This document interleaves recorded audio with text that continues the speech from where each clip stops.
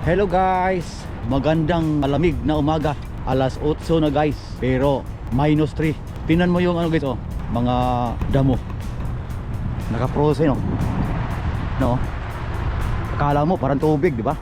Damo yan, naka-frozen. Ngayon guys, maaga akong pumunta sa shop kasi ang araw na ito ay grand opening ng salon ng pinapasukan ko na doon ako ma-assign. So ngayon ang araw na grand opening. So kahapon tinawagan ako before daw 8:30 nandoon na ako kasi marami pang asikasuhin kasi alas 9 yung opening namin. Sa wakas guys, mayroon na akong pwesto. Kaso lang ang lamig. May araw pero sobrang lamig guys.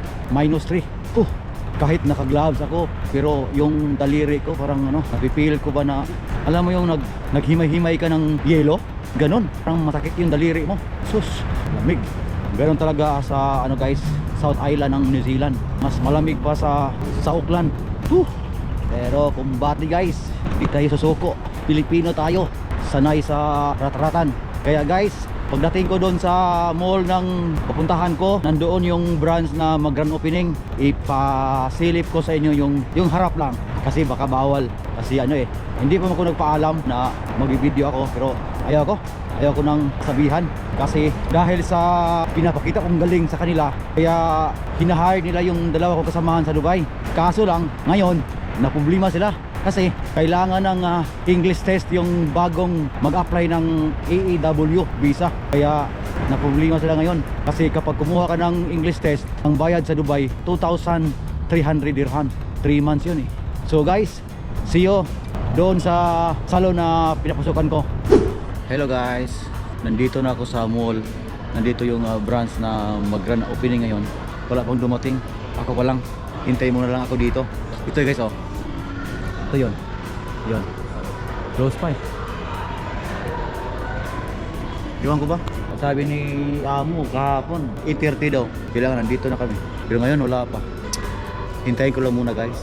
Hello guys, karating ko lang sa bahay.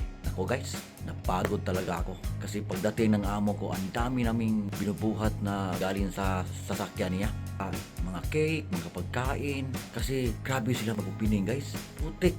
4 na araw libre ang haircut guys. Simula Huwebes hanggang Linggo pa. Matapos yung libreng gupit.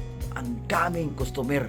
Putik. Sa mall pala, walk-in ang hindi pwede yung appointment. Walk-in hanggang matapos yung namin, yung promotion namin na libreng gupit. 4 na araw, walk-in pa rin. Walang online booking kami. Puro kami walk-in. Kaya napagod talaga ako guys sa gupit. Ang dami, babae, lalaki. Nakakapagod kaya magupit ng babae, lalo na pagkatapos mag-blower ka pa. Sus. Pero libre naman pagkain, daming pagkain. Tapos yun, napagod talaga ako. Hindi ako naka-video pag uwi. Dito na lang ako sa bahay nag-video. Kaya sobrang pagod. Bukas na naman, alas 9 na naman guys. Rat-rata na naman hanggang alas 6. Wala tayong magawa dito kasi yan ang promosyon ni Amo. Laban! Kaya hanggang dito na lang guys. Kapag nagustuhan mo yung video ko guys, paki-follow naman sa page ko. Tapos paki-subscribe naman yung YouTube channel ko guys. Para gaganahan akong gagawa ng mga video dito sa New Zealand. Bye bye guys!